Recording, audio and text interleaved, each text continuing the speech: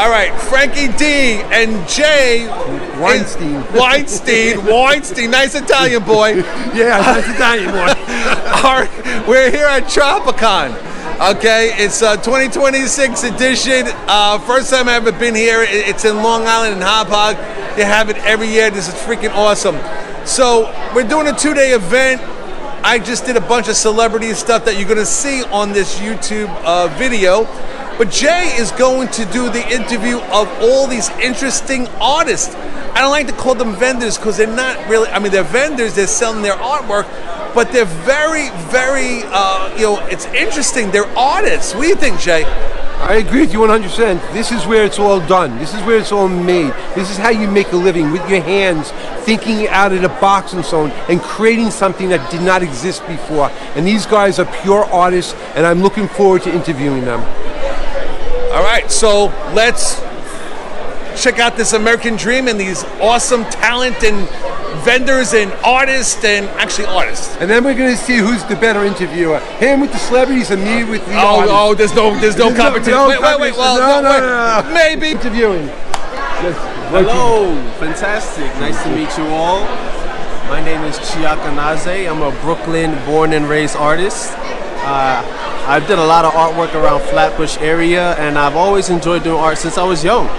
So over here you can see, here's something I created about last year. This was a spin-off from a show a lot of you may know called Naruto. So I just kind of took my own original style and influenced it into the artwork. So yeah, this TropiCon is fantastic. We're out here having a great time. It's packed. There's lots of amazing things to take a look at. And overall, it's a really, really good day today. I'm having a really good day. Listen, your artwork really stands out to me. I mean, the way the lines are and so on, the color scheme that you used there and so on. Where did you get this artistic feel for this from? Well, more so when you're able to watch a show, especially when you enjoy it.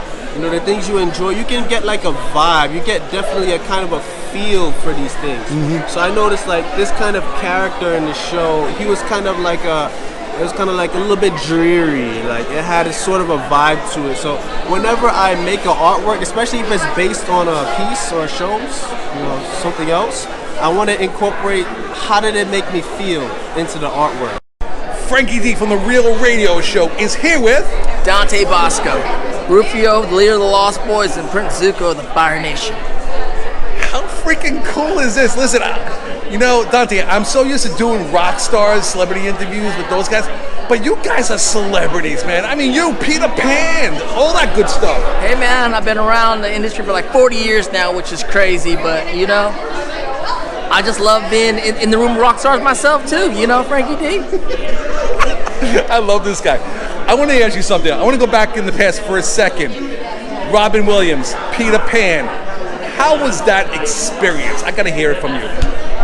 I mean, people leave wherever they're from all around the world, cities, little towns, other countries to come to Hollywood. And when you go into Hollywood with a dream, shooting a movie like Hook is that dream. Working with great stars like Robin Williams, Dustin Hoffman, Julia Roberts, and one of the greatest directors to ever be around, Steven Spielberg, and being on those sets as a kid, it was like working at Disneyland with like the biggest stars in the universe. So it was really a dream come true. And now, cartoon. Tell us about this cartoon character that you're doing now. This is awesome. Yeah, I got the honor of playing the original Zuko from Avatar: The Last Airbender, and it's one of the biggest surprises of my life that this character I did had this amazing redemption arc, and the whole show impacted a generation of kids that are now adults. And so it's really my honor that I got to play the Fire Lord, the Prince of the Fire Nation, and then there's so many great lessons, and it means so much, even so poignant as the world that we live in today. So it's been my honor to be a part of it all. Now, I want to say something. CJ from Drowning Pool, the guitarist from Drowning Pool, is a big fan of yours. He loved Peter Pan. He loved Hook. Can you say something to my friend CJ from Drowning Pool? Hey, CJ, this is Rufio, the leader of the Lost Boys. I want to remind you that you can fly, you can fight, and you could bangarang. Only here on The Real Radio Show. Hey guys, it's Frankie D, and I'm here with Dominic at the Burning Quill, do handmade pyrography. Dominic. Jay, come over here, Jay. This is Jay Weinstein, my producer. We're at TropiCon. Isn't this guy unbelievable here? His artwork is phenomenal. I was just looking at it, I was just telling him, this is probably one of my favorite ones right there. This is just phenomenal. He does awesome work. I think he's one of the best I've seen around lately. Thank you very much, man. We're looking at a lot of different pieces here. So first we're looking at, so what I like to do is I like to do full handmade pieces. Or what I like to do is I like to combine laser pieces with handmade elements. So something like this piece here will, you're looking at a element of lasering with a full element of handmade piece here. And then what happens is I go ahead and I cut out extra pieces and I'll stack it to make it look three-dimensional. Or we'll sometimes go ahead and get into pieces that are a little bit bigger, but sometimes the machines can't handle it, get a little bit bigger, and we'll, you know, we end up making stuff this big. I do a lot of laser stuff. One of my favorite things to do is brass lighters. I like to take the pieces and hand pick parts from the shows that I personally love. And it's a great way to get intimate with like the actual piece itself instead of just printing something out. But yeah, we have a lot of different materials: slate, metal, aluminum, brass, and obviously the specialty is wood.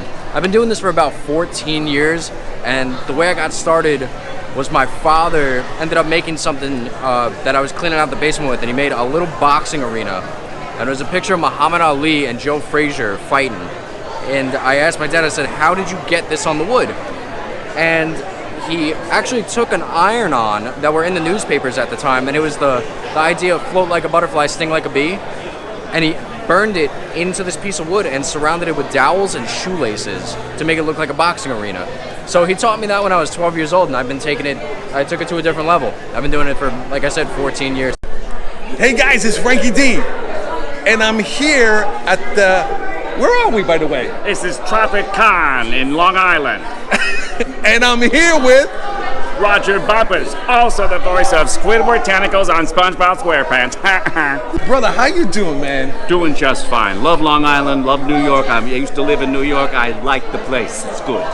Now, one of the things I want to ask you, you know, it's like these voiceover actors. Is that the title? Kind of, the category. We're voice actors. But you guys are celebrities too, behind these cartoon characters. Sometimes we are celebrities, sometimes low-level celebrities. No, I don't say, no, come on. Everybody watches SpongeBob SquarePants. Everybody loves Squidward. I mean, come on. Well, everybody does. You know, everybody likes the show, you know. Absolutely. Now, I want to ask you something, and this is a very interesting question. I hope it's an interesting question. When you do the voiceover for Squidward, is there a part of Squidward, the character, is that part of you that's in there and you said, you know what, I could do this part because I could sympathize with Squidward? Well, I didn't have to sympathize with Squidward. It's more of just being an actor and saying, well, this is my audition, these are the characteristics I have to employ, I have to create that character. So I don't have to, sympathize with him, I just have to create him. You got SpongeBob. What else you got going on? I have the largest collection of SpongeBob merchandise and memorabilia in the world, and I'm submitting it to the Guinness Society very soon. So I see that you have some connections with the SpongeBob people, huh? I got a little bit. They give me some things sometimes. Most of the time I have to go to the store and buy them myself. Full retail. All right, where can the fans check you out, brother?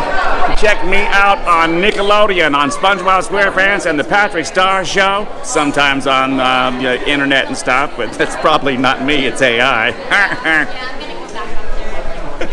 Only here on the Real Radio Show. Thank you, brother. My pleasure. Everybody, watch his show, listen to his show, feel his show. All right, Frankie D from the Real Radio Show. We're back to Artistry segment with Jay Weinstein. Thank you. All right, we're with Jackie from Adoption Center over here. Hi. And I see you have these plushies over here.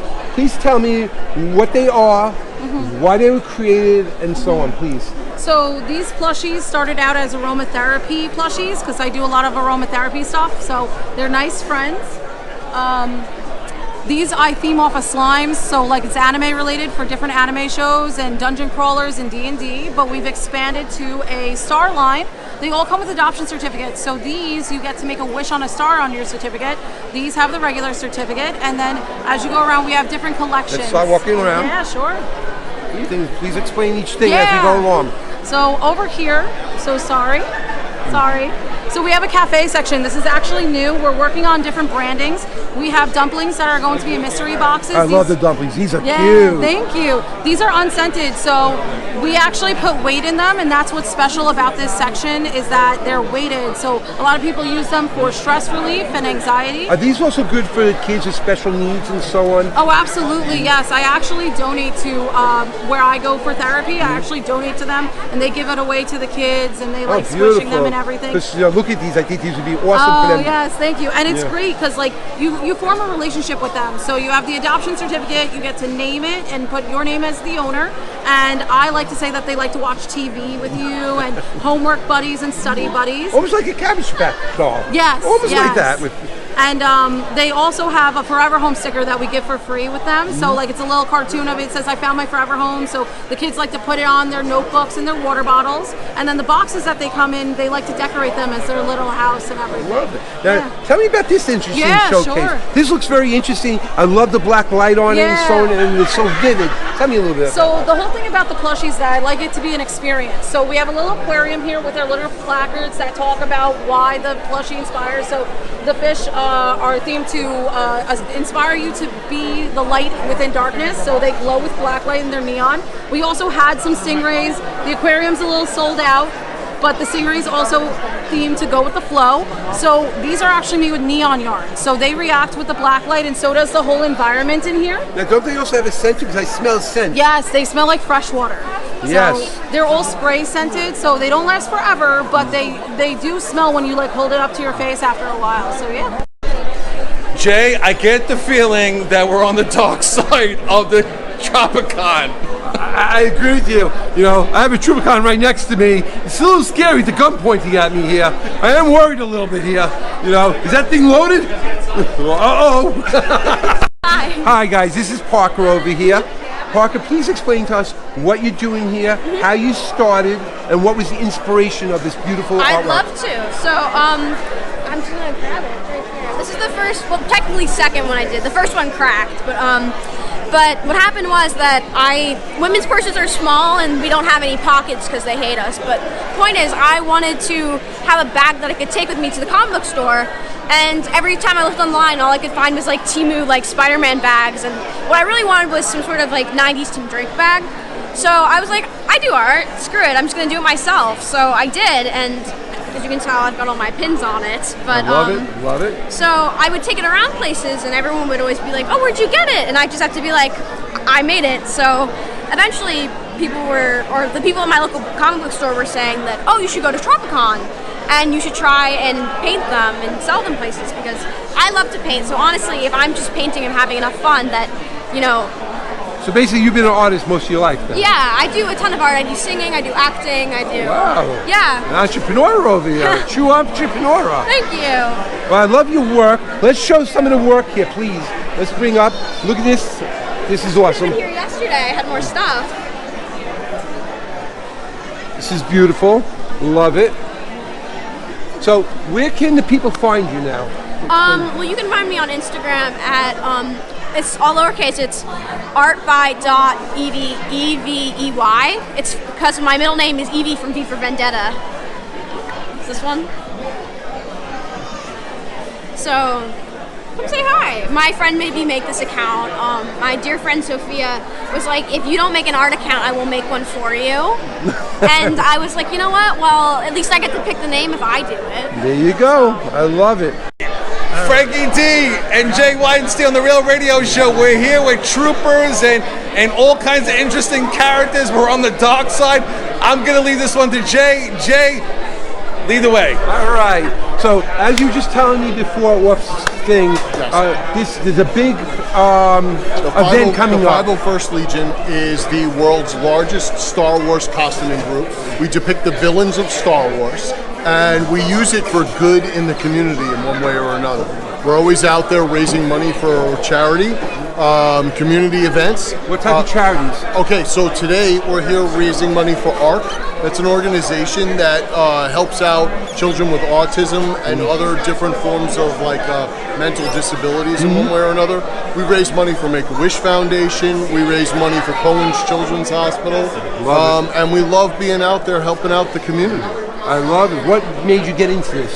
My love of Star Wars, to be honest with you. I grew up loving doing charity work. I grew up loving Star Wars. I'm old enough to remember what it was like when the first film came out. Yes. I remember waiting 3 hours to get in there, wrapped around Yes, we all did. And I remember the question was, it was never, have you seen Star Wars? How many times did you see it? Star Wars? Yes. So yeah, naturally, it changed the whole world. And us, the 501st Legion, every one of our costumes are 100% screen accurate costumes. They're made the same way they were for the films. They go through a very rigorous approval process, and once you're approved, you're a member. And you get to get out there and do some really amazing work. Well, we wish you all the best. We hope you raise a lot of money for your charities. Thank you so much. You're doing good work. Thank you. You're doing great work here. Blaster in hand. Yes, it's all right. Thank you. It was great meeting you guys. You too. Hey guys, it's Frankie D, and I'm here with Kimberly Brooks. South Park. And what else? Oh, Simpsons. Simpsons. Voltron, Scooby-Doo, Hex Girls, Steven Universe, Jasper.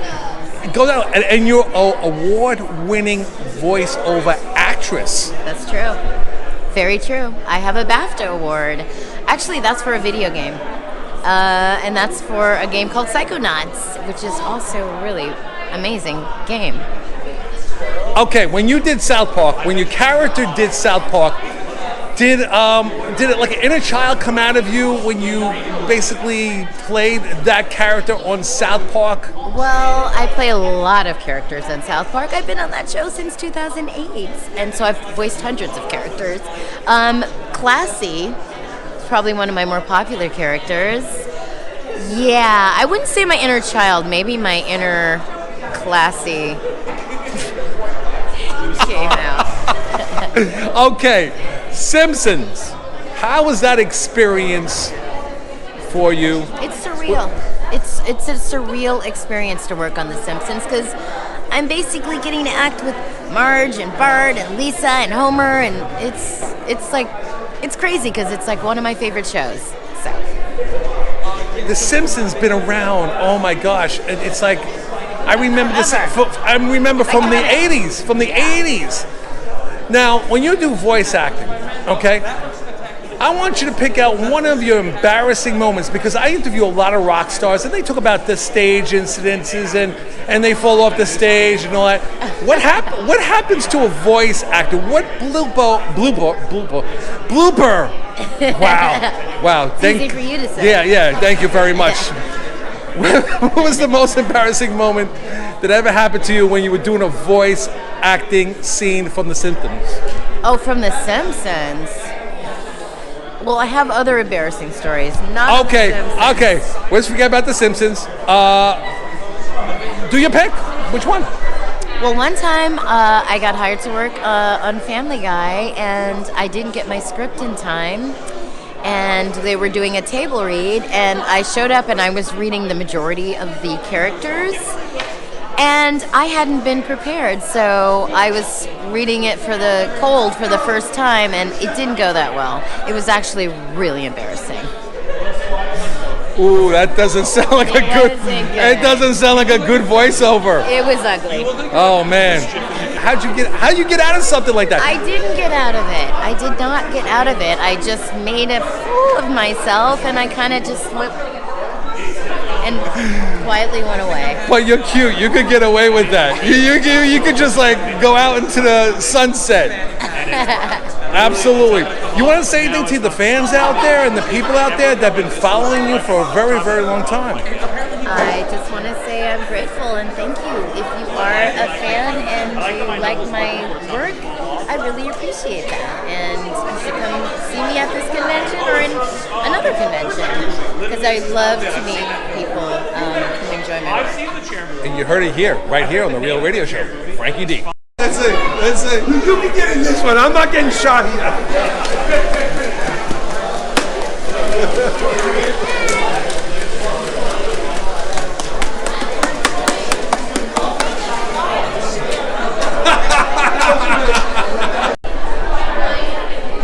All right, Frankie D from the Real Radio Show is here with your Long Island Ghostbusters, the Empire State Elite. How's it going? My name's John. This is Charlie. John and Charlie, the Long Island Ghostbusters. I didn't know there was a chapter of the Ghostbusters in Long Island. Long Island. Yeah, we're actually one of the oldest franchise groups, rather easy for me to say. We've been operating about 30 years now. Two brothers started the organization. John and I came in about a decade ago and kind of amped it up for charity. That is very cool. Now, what is this behind us? It's not a flux capacitor because that is Back to the Future. Tell us what I'm seeing behind us. Right here is a partially legalized nuclear accelerator that we use for ghost busting, apprehending, and capturing. All right, so you guys catch ghosts with this thing in Long Island. What we do is we raise money for different children's organizations all across the tri-state area. To date, we've raised over $300,000 for needy kids by suiting up and booting up with our favorite film. Luckily, Sony is nice enough to let us do it, and we really take the ball and run with it. That is very cool. I mean, it's like a fundraising type of thing. It's a charity thing. So tell me a little more about the charity. So we personally aren't a direct charity. What we do is we partner with wonderful organizations. Today, we're helping battle cancer, hopefully finding a cure, helping out the families, all while bringing smiles to everybody. So everything we sell, 100% goes to whatever charity partner we're working with. So if we make $1, they get $1. Just today, we got very, very lucky, and John might be the best Long Island Ghostbuster, maybe the best Ghostbuster. Watch out, Bill Murray. He personally raised over $1,000 today, selling some collectibles, some pins, some stickers, a couple action figures. So we really get a lot done by just kind of getting really cool things into the hands of people who want them for a great cause. And where can they check out this great line of Ghostbusters equipment and more information about what you guys do? The best place to find us is on Instagram, LI Ghostbusters. That's John Heron. Right here, you can find me at Chaz Velez. You can always donate, but if you send enough money, we'll send you a really cool prize. And you heard it right here on the Real Radio Show.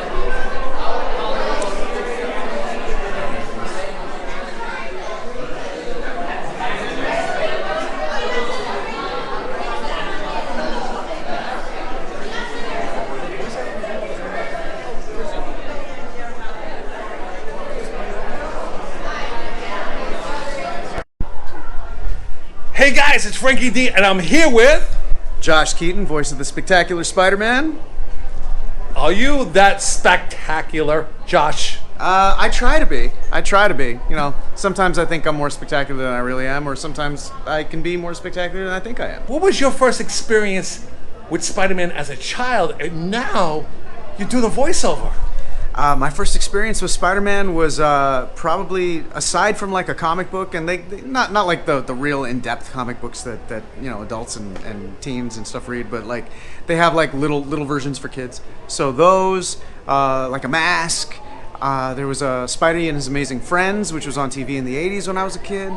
And I actually became friends with the Spider-Man actor who was in that show. That was Dan Gilvezan. He's my buddy now.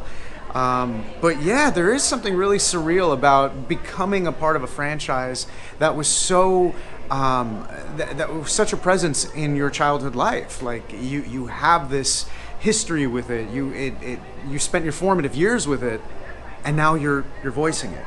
But I think that childhood experience, it really does help land you the role when you're auditioning for it, because you have all of these all of these years of headcanons and stories you've read, and the way that you've read it when you read it in your own head, and you're able to actually bring that to life into the character when you're actually auditioning for it, and then if you get the job, when you're actually working on it. And then you become part of history. Then you become part of that character's shared history. I'm not the only Spider-Man that's been around. I'm one of, I like to call it an exclusive little club, but I'm part of that exclusive little club now. And coming to these events and getting to meet the fans that are still fans of this show and this character, and talking to them and hearing their stories about what the show means to them, it's what makes all this worth it. Who would win a street fight, Captain Marvel or Spider-Man? I mean, I don't know, man. Captain Marvel's got I mean, realistically, probably Captain Marvel, but I'd like to always think that Spider-Man would be able to pull something out of the bag,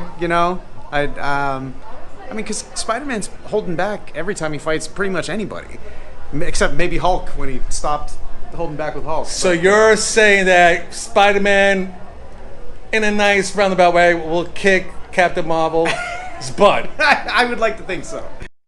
Thanks for watching. Don't miss The Real Radio Show with Frankie D every Sunday night at 7 p.m. Eastern. Stream us live on TuneIn Radio or therealradioshow.com for more exclusive celebrity interviews, rock stories, and entertainment. All the links are in the description below. Thanks again for watching, and we'll see you Sunday night.